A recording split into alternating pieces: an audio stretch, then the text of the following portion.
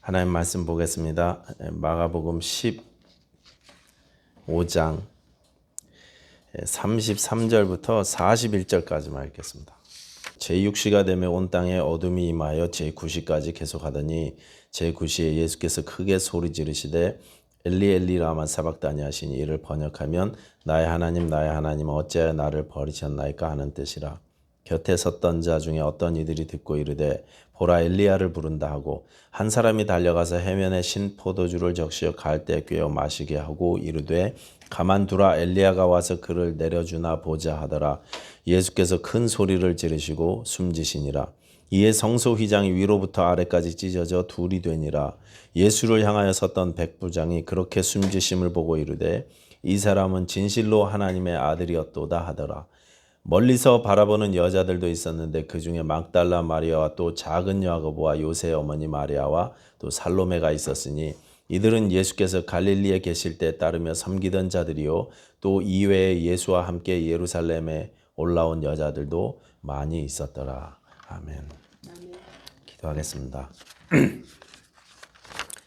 하나님 아버지 감사합니다.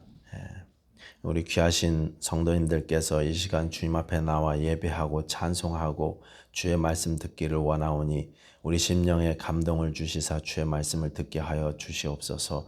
내게 주시는 말씀을 받는 귀한 시간 될 수 있도록 축복하여 주시옵소서. 예수님 이름으로 기도하였습니다. 아멘.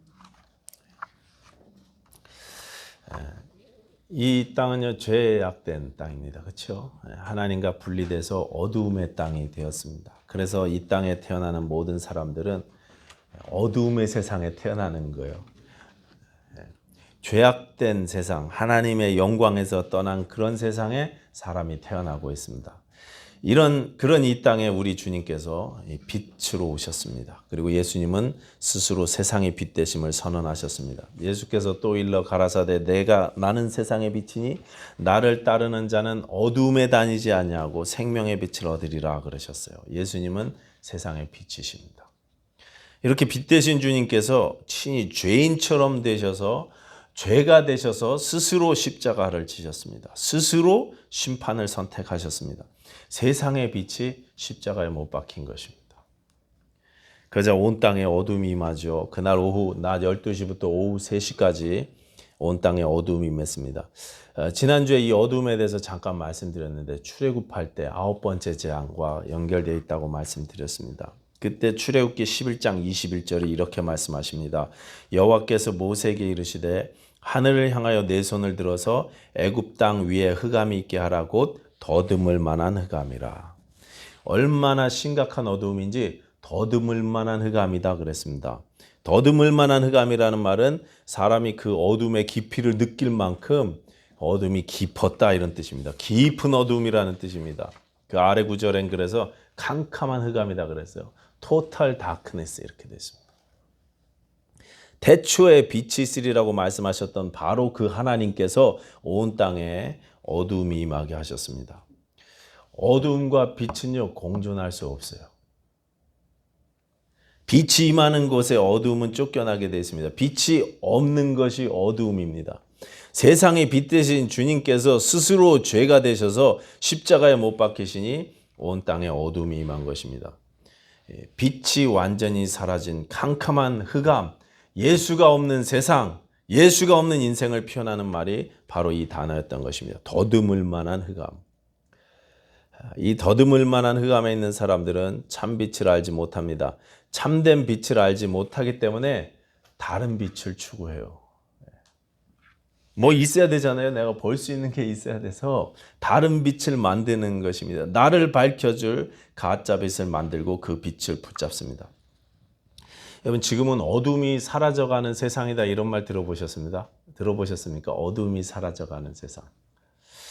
이 지구 위에서 100년 전과 비교해서 어둠이 절반이 사라졌답니다. 이게 무슨 말이냐면 어둠이 점점 지구 위에서 사라져 간다는 거예요. 밤에는 불을 끄고 잠을 자야 되는데 하도 건물들 불을 켜놓고 가로등 불빛도 막 네온 사인들이 있고 그러다 보니까 어둠이 점점 없어진다는 거예요. 밤에도 점점 도시화되지 않습니까? 숲에도 호숫가에도 큰 빌딩들을 져놓고 길을 뚫어놓고 거기에 조명을 쫙 비치니까 예, 옛날에는 시골에서 깜깜했던 그런 것도 이제는 환한 밝은 대낮 같은 그런 세상이 되었다는 것입니다. 그래서 어두운 시간대가 점점 줄어들고 어둠의 면적이 절반으로 줄었다 이런 통계가 있대요. 이게 왜 큰 문제냐면 너무 많은 빛을 쬐니까 생태계가 교란이 된대요. 꽃이나 나무들이 이상하게 자라고 호숫가에 이제 물고기들이 잠을 자야 되는데 너무 화나니까 잠을 못 자서 막 이상한 물고기들이 생겨나고, 막 그 철새들도 막 날아가야 될 때 별빛을 보고 날아가야 되는데 엉뚱한 데로 날아가고 막 이런데요. 사람도 밤에 자고 낮에 일해야 되는데 잠을 제대로 못 잡니다. 사이클이 막 망가지는 것입니다. 그래서 현대인들에게 우울증도 더 많이 생기고 무서운 병들도 더 많이 생긴다고 합니다. 그래서 요즘에는 빛공해라는 말이 생겨날 정도로 빛이 너무 많아서 빛공해다 이렇게 표현한답니다. 제가 왜 이 말씀을 드리냐 하면 사람들이 만들어낸 이 가짜 빛이 우리를 파괴하더라는 것입니다. 신자의 마음에 참빛 대신 예수님이 아니라 가짜 빛이 가득해서 만들어진 가짜 빛으로 나를 밝히려고 하니까 탈이 나다라는 것입니다. 예수가 아닌 다른 것을 추구하고 다른 것으로 나를 비추려고 하니 문제가 되더라는 것입니다. 차라리 어두우면 빛을 찾기가 쉽죠. 차라리 어두우면 저기 캘리포니아 사막에 가보셨습니까? 저 루선밸리만 가봐도 밤에 12시 넘어가면 별빛이 그냥 어마어마하게 쏟아져 내립니다. 제가 어렸을 때 시골에 가서나 봤을 법한 그런 장면이 그 사막 지역에 가면 쫙 이렇게 얼마나 멋있는지 몰라요. 근데 애나햄은 그렇습니까? 여기는? 안 그래요? 밤에 하나도 안 보여요. 별 잘 안 보입니다. 너무 건물도 많고 빛이 많고 오염이 되어 있으니 다른 빛이 많다 보니까 보이지 않는 것입니다. 내가 가짜 빛을 만들어 놓고 그거를 자꾸 바라보니까 참빛 대신 예수님이 보이지 않는다는 말씀입니다. 가짜 빛과 가짜 소망 때문에 참빛이요 참 소망 대신 예수님이 보이지 않는 것입니다. 내 안에 가득한 우상 때문에 참 하나님 대신 그분이 보이지 않는 것입니다. 내가 예수로 위안을 삼아야 되는데 내 통장 안에 쌓아놓은 가짜 빚 때문에 가짜 빚인 돈이 내 위안이 되더라는 것입니다. 예수님이 내 능력이어야 되는데 내 학벌과 외모와 인맥과 내가 가진 세상 권세가 나의 능력이 되고 그래서 가짜 빚을 추구하는 삶을 살더라는 것입니다. 인간은 스스로 만든 이 가짜 빚 때문에 자멸의 길을 걷고 있습니다. 실상은 어둠인데 빛이라고 착각하고 추구하는 것입니다. 가짜 빛을 참빛이라고 착각하며 소망 없는 삶을 살고 있습니다. 이 9번째 어둠의 재앙의 끝에는 장자의 죽음이 이어졌습니다. 그때 장자를 잃은 모든 애굽 집에 큰 울부짖음이 있었습니다. 출애굽기 11장 5절 6절 이렇습니다. 애굽 땅에 있는 모든 처음 난 것은 왕위에 앉아 있는 바로의 장자로부터 맷돌 위에 있는 여종의 장자와 모든 가축의 처음 난 것까지 죽으리니 애굽 온 땅에 전무후무한 큰 부르짖음이 있으리라. 전무후무한 큰 부르짖음. 크게 울부짖는 것입니다. 그 어두움의 끝에 큰 울부짖음이 임했다는 것입니다. 마찬가지로 우리 주 예수께서 십자가에서 그 어두움의 마지막에 크게 울부짖으셨어요. 나의 하나님 어찌하여 나를 버리셨나이까. 그렇게 빛 대신 그분이 스스로 죽음을 택하셔서 이 어두움의 세상에 울부짖으심으로 하나님의 영광을 회복시키신 것입니다. 어둡고 누추한 내 삶을 밝게 회복시켜 주셨습니다. 예수 그리스도의 빛이 내게 임하셔서 내 삶이 참된 빛으로 밝아지는 것입니다. 베드로 사도는 그래서 하나님이 우리를 어두운 데서 불러내서 그의 기이한 빛에 들어가게 하셨다 이렇게 말씀하셨어요. 사도 바울은 우리가 흑암의 권세에서 벗어나 그리스도의 사랑의 나라로 옮겨졌다 이렇게 표현하셨습니다. 빛이신 그분이 우리를 어두움의 권세에서 벗어나 빛의 삶을 살게 해주셨다는 말씀입니다. 빛 가운데 걷는 삶, 이렇게 참빛 대신 예수님을 알게 된 사람들은 빛 가운데 걸어가기 시작합니다. 빛의 삶을 살기 시작합니다. 예수님은 산상수훈에서 너희가 세상의 빛이다 이렇게까지 말씀하셨습니다. 참된 빛은 예수님이시기 때문에 우리는 작은 빛이죠. 작은 빛, 작은 예수의 삶을 살기 시작하는 것입니다. 여러분 오늘 본문에 나오는 사람들의 모습을 한번 보십시오. 이분들은 빛을 본 사람들이었습니다. 참 빛을 보고 자신도 또한 그 빛의 삶을 살기 시작한 분들이셨습니다. 먼저 39절의 백부장을 보시기 바랍니다. 39절 다 같이 읽겠습니다. 시작. 예수를 향하여 섰던 백부장이 그렇게 숨지심을 보고 이르되 이 사람은 진실로 하나님의 아들이었도다 하더라. 예수를 향하여 섰던 백부장, 예수를 향하여 섰다는 것은 이 과정을 처음부터 다 봤다 이런 뜻입니다. 처음에 체포당해서 끌려오셔서 매맞으시고 조롱당하시고 신문당하시고 고통스럽게 십자가에서 몸부림치시던 그 모습, 십자가에 위해서 세상을 용서해달라고 기도하셨던 그 모습, 크게 울부짖으며 외치셨던 그 모습을 처음부터 끝까지 다 봤다는 것입니다. 그렇게 다 본 그 사형 집행관이 이 사람은 진실로 하나님의 아들이었도다 라고 고백했어요. 하나님의 아들을 못 박았으니 어떡할 거예요? 내 손으로 이 사람을 못 박았는데 어떡할 거예요?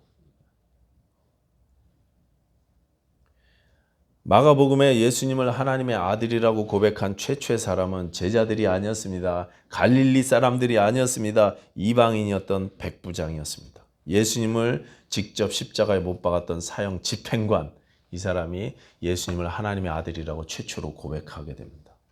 로마 제국의 황제 가이사가 하나님의 아들이라고 고백하면서 평생을 살아왔는데 이제 보니 이분 예수가 하나님의 아들이시라는 거예요. 이제 왕이 바뀌었습니다. 주인이 바뀌었습니다. 내 삶의 주인이 바뀌었습니다. 가이사에서 예수님으로 바뀌었습니다. 이 사람은 하나님의 아들이었도다. 이 말은 목숨을 빼앗길 수도 있었던 위험한 고백이었습니다. 아마 이분이 시리아에 있었던 로마 용병이거나 시리아 사람일 가능성이 높은데요. 그분들 그렇게 자기가 자칫 잘못하면 이제까지 쌓아놨던 이 백부장이라는 지위 다 뺏기고 반역죄로 몰려갖고 같이 예수님처럼 대우받을지도 모르는 위험한 상황이에요. 반역으로 십자가 처형을 받고 있는 그 사람에게 하나님의 아들이라고 고백을 했으니 실제로 초대교회 성도들은 바로 이 고백 때문에 엄청나게 많이 순교를 당한 것입니다. 가이사가 아니라 예수가 하나님의 아들이라고. 이렇게 위험한 고백이었지만 참빛을 보고 나니까 고백이 바뀌지가 않을 수가 없는 것입니다. 이 사람은 진실로 하나님의 아들이었도다. 위험하지만 말하지 않을 수가 없는 거예요. 두 번째 등장하는 사람들은 여인들이었습니다. 저 40절 보시면 멀리서 바라보던 두 명의 마리아가 나오고, 이름은 마리아 똑같은데 이제 지역이 달라. 한 분은 막달라 마리아시고 한 분은 요새의 어머니 마리아라고 나옵니다. 살로메라는 여인도 등장하고 있습니다. 다른 분들 거기 예수의 어머니 마리아도 있었고 또 다른 여인들도 또 있었다고 하니까 특별히 다른 분들도 있었을 텐데 특별히 이 세 분을 이름을 기록하고 있어요. 막달라 마리아는 7 귀신이 들렸던 분이고, 또 작은 야고보 요새 어머니 마리아는 누구신지는 잘 모르는데 어떤 분들은 예수님의 어머니 마리아일 수도 있다 이렇게 이야기하시는 분들도 있습니다. 누군지는 알려져 있지 않습니다. 살로메는 우리가 잘 알죠. 세베대의 와이프, 요한과 야고보의 어머니, 좌우에 자기 아들 이렇게 세워달라고 로비했던 여자.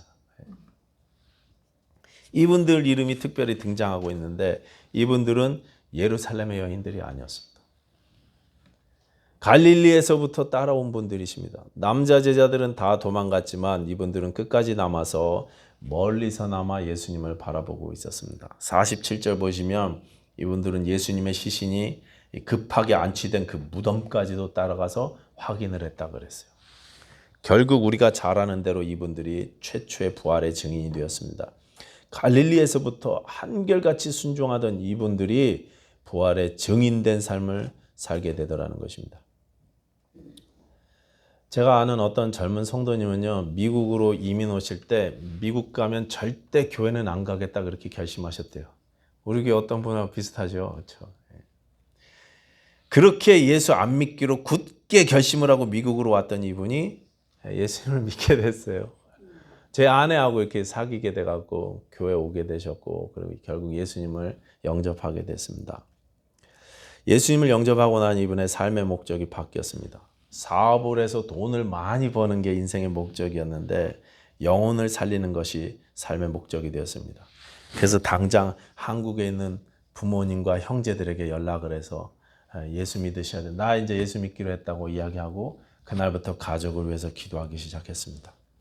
이분이 지금 텍사스에 계신데 자기가 교회에 인도하고 예수 믿게 되신 분들을 섬기면서 말씀으로 양육하는 일을 계속하고 있어요. 교회 목사도 아니고 교회 리더도 아니지만 그냥 계속 하는 거예요. 쉬지 않고 한결같이 계속 하십니다. 저 갈릴리에서부터 십자가까지 한결같이 주님을 따랐던 그 여인들처럼 그렇게 주님을 섬기고 있어요. 빛을 만나고 나니 어두움 가운데 방치된 영혼들을 그냥 넘길 수가 없는 것입니다. 오늘 본문의 세 번째 나오는 사람은 아리마대 사람 요셉이었습니다. 이 사람은 사내들인 의원이었고 존귀하신 분이었고 오늘 본문에도 존귀한 사람이라고 나옵니다. 다른 복음서에는 그때까지 자기가 예수님의 제자였다는 사실을 숨겼다 이렇게 요한복음에 이야기하고 있죠. 요한복음에 보면 동료 유대인들이 두려워서 숨겼다 이렇게 나옵니다. 근데 이제는 숨기지 않습니다. 십자가형을 받은 반역 죄인의 시신을 달라고 담대히 요구하는 용기를 발휘해서 목숨을 걸고 빌라도에게 예수님의 시신을 달라고 용기를 냅니다.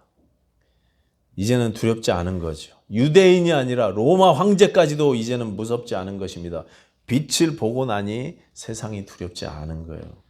내가 예수 그리스도의 제자라는 사실을 나타내는 것이 이제 망설여지지 않습니다. 두렵지 않습니다. 저는 제 자동차 뒤에 범퍼 스티커나 뭐 이런 거 익투스 아까 그 마크도에 운전대에만 있지 차 뒤에는 안 붙여요. 십자가 같은 거 안 붙입니다. 싸울 때 곤란해질까 봐. 마음 놓고 싸우려고. 안 붙이는 거예요. 제가 그리스도인이라는 걸 숨기고 싶은 거죠. 마음 놓고 싸우지 않으면 억울할까 봐. 그래서 차 안에만 붙여놨습니다. 그런데 이 아리마대 사람 요셉은요, 더 이상 숨기지 않아요. 어떤 불이익이 온다고 해도 두렵지 않습니다. 이제 곧 한두 시간 뒤면 해가 지게 될 것이고 안식일이 시작될 텐데 그러면 예수님의 시신을 장사 지낼 수가 없잖아요. 그러면 짐승의 먹이가 되거나 새의 먹이가 될 거 아닙니까? 예수님의 육신이. 해를 당하실 수 있게 될 것입니다. 그래서 급하게 베드로에게 목숨을 걸고 가서 담대하게 예수님의 시신을 요구하게 된 것입니다. 여러분 이 백부장이나 갈릴리 여인들이나 아리마대 요셉의 공통점이 무엇입니까? 어두움 가운데 빛이신 예수님을 알아본 사람들이에요. 어두운 세상에서 빛을 보고 증인의 삶을 살기 시작한 사람들이 바로 이분들이었습니다. 내 삶을 통해서 진리가 증거되고 영혼이 살아나는데 내 가진 것들을 기꺼이 투자하는데 망설이지 않았던 그런 분들이셨어요. 어제 LA 지방의 주최로 전도 워크숍에 가셨습니다. 우리 교회에서 8분이 참석했었는데 느낀 게 참 많았습니다. 강의 끝나고 우리 맥도날드에 또 모여갖고 잠깐 토론도 하고 그랬는데요. 그러면서 제가 생각이 참 많아졌어요. 많은 걸 느꼈습니다. 전도가 교회의 컬처가 될 수 있도록 하자는 게 어제 강의 주제였던 것 같은데, 그러니까 영혼을 살리는 교회, 복음을 전하는, 나누는 교회, 이게 교회가 교회의 컬처가 되도록, 그러니까 교회의 쉽게 분위기가 되도록 그렇게 우리가 만들자, 이런 내용이었던 것 같습니다. 그러니까 21세기 침례교회 그러면 그 교회는 정말 교제 잘하는 교회, 사랑이 넘치는 교회, 가족 같은 교회, 이런 이미지도 너무나 좋지만, 그런 분위기도 너무나 좋지만, 그것보다 그 교회는 영혼을 구원하기 위해 애쓰는 교회, 이런 평가가, 이런 분위기, 이런 컬처가 그 교회 안에 있어야 되지 않겠느냐 하는 것입니다. 제가 맥도날드에서 성경을 읽는다 그랬잖아요. 아침에 읽으면 벌써 2번째인데요. 어떤 분들이 와서 저한테 전도지를 주고 가세요. 저한테 그렇게 전도지 주는 분들이 가장 많은 분들이 여태까지 여호와 증인들이셨어요. 얼마나 열심을 내시는지. 성경 읽고 있는 저한테 와갖고 자기들 전도지를 줘요. 한결같습니다. 여호와 증인 그러면 가방 들고 집집마다 다니면서 전도하는 것으로 유명합니다. 몰몬교도 그렇고, 그렇죠? 그런 분위기가 있어요. 우리 교회는 분위기가 어떻습니까? 우리 컬처라 그러기 좀 그렇고. 21세기 침례교는 삼겹살이 맛있는 교회야. 이런 분위기 없으니까.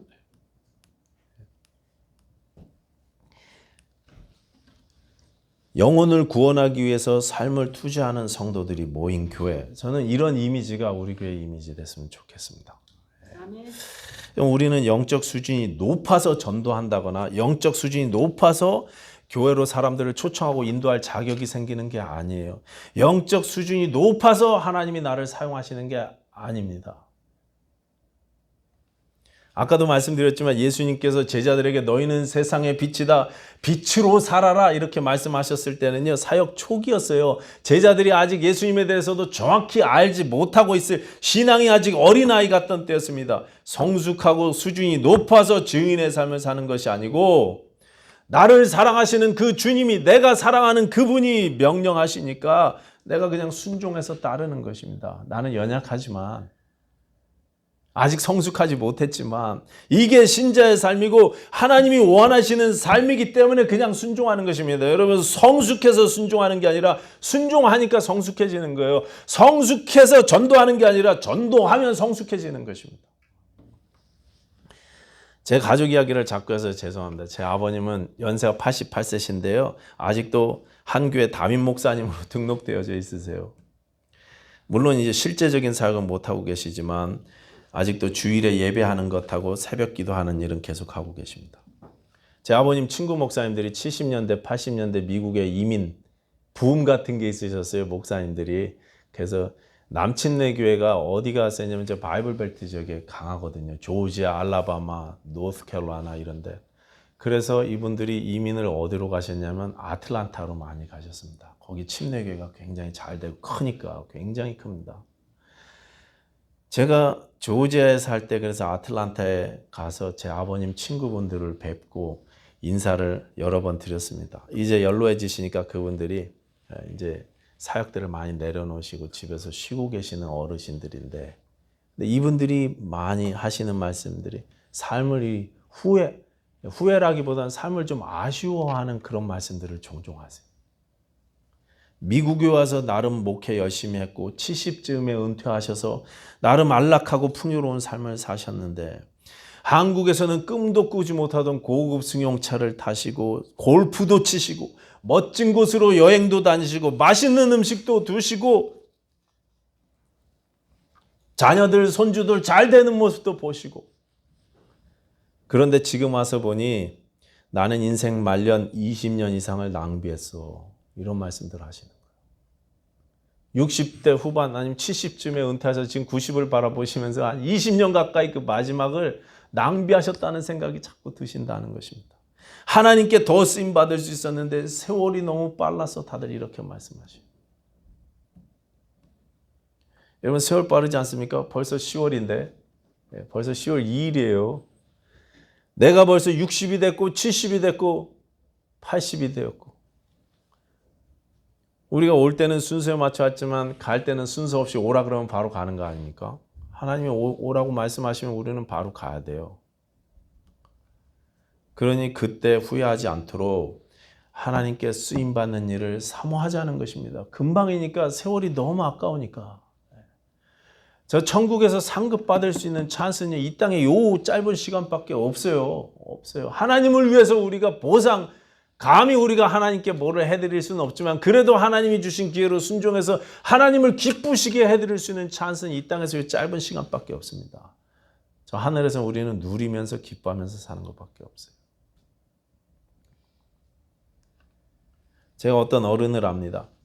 나이 70이 되셔서 본의 아니게 혼자가 되셨고 삶을 낙심하다가 오랫동안 중단한 신앙생활을 다시 하겠다고 교회에 찾아오셨습니다. 제가 대화를 해보니까 나름대로 신앙도 있으셨고 또 성령 체험도 하셨고 근데 젊어서 사업하느라고 바빠서 세월을 다 낭비하셨어요. 사업하느라고 너무 바쁘셨어요. 그래서 제가 그 성도님에게 제안을 드렸습니다. 아직 하나님께서 건강 주실 때 아직 시간 있을 때 이제 주님이 맡겨주신 일을 하시자고. 그래서 그날부터 이분이 일주일에 한 번씩 저와 만났고 함께 사람들을 만나러 돌아다녔습니다. 전도지를 들고 전도하는 일을 하러 다닌 거예요. 이분이 영어를 잘 못하셔갖고 서툰 영어로 제가 알려주는 문장만 이렇게 연습하셔갖고 사형리 문장들 암송하셔갖고 그거 그냥 외우셨어요. 처음 이분이 서툰 영어로 전도를 했을 때 너 예수 믿냐? 너 예수 믿어야 된다. 하나님이 너를 사랑하신다. 이 말을 해놓고 너무 기쁘셨대요. 용기 있게 그 말을 하고는 하시는 말씀이 내 생에 내가 처음 전도해봤습니다. 이 목사 그렇게 말씀하시더라고요. 나는 이제 남은 평생을 이 사역을 하면서 살 거라고 그렇게 저한테 기쁨으로 말씀해 주셨어요. 그러셨는데 돈 때문에 생활이 어려우시다고 다시 잘못된 결정을 하셨어요. 돈 문제를 해결할 수 있는 길을 선택하셔서 다시 신앙생활이 중단되었습니다. 안타까웠죠. 그 카드빚 갖고 있던 거 일거에 다 해결하셨지만 신앙생활이 또 중단됐어요. 그러더니 얼마 뒤에 한 1년쯤 지난 뒤에 아직 젊으신데 병으로 세상을 떠나셨어요. 빚만 다 갚고 병으로 세상을 떠나셨어요. 아직 젊으신데 70 초반에 마지막 남은 기회조차 주를 위해서 사용하지 못하고 그렇게 떠나고 마셨습니다. 여러분 아직 시간 주실 때, 아직 우리에게 기회를 주실 때 시작하십시다. 여러분 당장 오늘부터 시작하십시다. 내 가장 가까운 가족부터, 내 식구들과 자녀들부터 그들을 위해서 기도하는 것부터 여러분 시작하십시오. 중단된 기도를 다시 시작하십시다. 세월을 아껴라 때가 악하니라. 우리가 이 악한 때를 살면서 마지막에 나는 세월을 낭비했어. 내가 은퇴하고 지금까지 한 20년 되는 그 시간 동안 뭐 했나 몰라. 이렇게 아쉬워하지 말고 사도 바울처럼 내가 나의 달려갈 길을 다 마쳤으니 다 달려갔으니 이제 나에게는 의로우신 재판관이 나를 위해서 면류관을 예비해 주셨을 거야. 나뿐 아니라 주의 나타나심을 사모하는 모든 자에게도니라. 이렇게 자신 있게 고백할 수 있는 그런 저와 여러분들이 됐으면 좋겠어요.